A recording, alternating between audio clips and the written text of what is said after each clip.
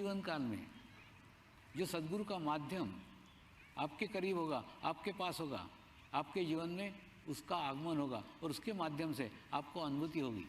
ये सुनी सुनाई बातें नहीं है, किताब से पढ़ी बातें नहीं है, ये मेरे जीवन की घटी घटना है।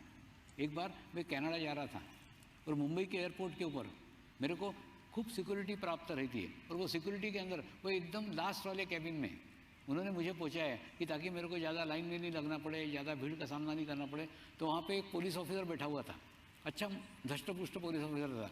वो उठ करके आया और मेरे पीछे लगा, स्वामी जी आप मेरे सर के ऊपर हाथ रख दो। मैंने उसको कहा मेरे को सर पे हाथ रखने का कोई प्रश्न नहीं है, मेरा प्रश्न है तेरे को वो हाथ सहन होगा कि नहीं सहन होगा। और उसके बाद में वो खूब सुना ही नहीं, उसने मेरे दोनों पैर पकड़ लिए, चबाक चबाक चबाक चबाक चबान दबान लग गया। बोले जब तक आप मेरे सर पे हाथ नहीं रखोगे मैं आपके पैर नहीं छोड़ूंगा। उसके बाद में मरता क्या ना करता, मैंने उसके सर के ऊपर हाथ रख दिया और जैसे हाथ रखा ना उसने ड्रेस के अंदर ही साष्टांग दंडवत डाल दिया। वो दंडवत डाल करके फिर पागलोसरी का हंसने लग गया और पागलोसरी का रोने लग गया। तो एक पत्रकार बैठी थी मेरे पास में, उसने मेरे को पूछा स्वामी जी आपका शिष्य है? मैंने बोला मैंने तो इसको आज देखा है।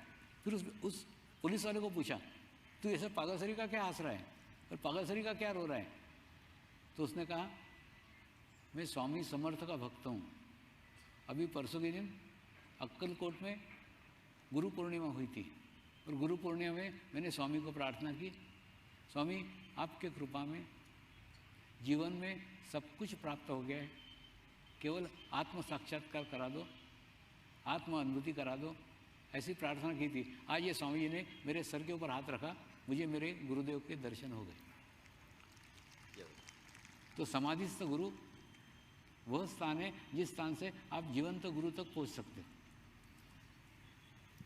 जो स्वामी अभी ये आखिरी प्रश्न होगा।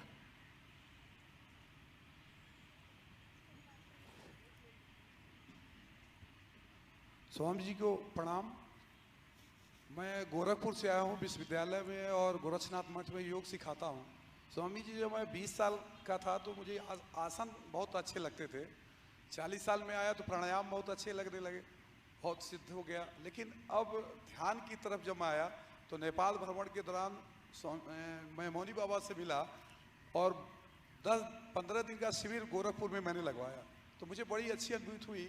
तो क्या मुझे इस समर्पण ध्यान से मैं इसमें भी कुंडली शक्ति जगा सकता हूँ?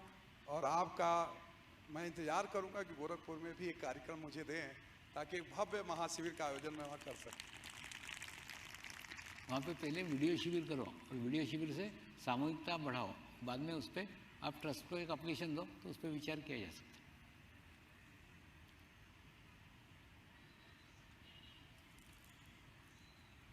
जय स्वामी। स्वामी जी एक कॉमन प्रश्न आया है कि हमको गुरु दीक्षा कैसे मिलेगी, इसके बारे में बताओ। क्या रहता है जैसे एखादी जगह एखादा स्थान हमको अच्छा लग गया, हमने हमारा वहाँ टीन टप्पर ठोक लिया तो हमको इलेक्ट्रिक का कनेक्शन मिलता है क्या? नहीं। हमको पानी का कनेक्शन मिलता है क्या? नहीं। क्यों नहीं? क्योंकि हमने वहाँ पे जबरदस्ती कब्जा किया है, वो ज़मीन हमारी नहीं है, हम रजिस्टर्ड नहीं है उसके ऊपर। ठीक उसी प्रकार से गुरु ने तो आपको शिष्य के रूप में कबूल कर लिया, लेकिन आपने शिष्य ने गुरु को कबूल किया है क्या? नहीं। तो जब तक आप गुरु पूर्णिमा अटेंड नहीं करते, गुरु दीक्षा नहीं लेते, तब तक ये कार्य संपन्न नहीं होता है। इसलिए प्रत्येक साधक ने अपने जीवन में एक बार गुरु पूर्णिमा अवश्य अटेंड करनी ही चाहिए। जय स्वामी। यानी समर्पण परिवार में दीक्षा साल में सिर्फ एक ही बार होती है और वो गुरु पूर्णिमा के दिन होती है। तो अगर आपको दीक्षा लेना है तो गुरु पूर्णिमा अटेंड करनी पड़ेगी।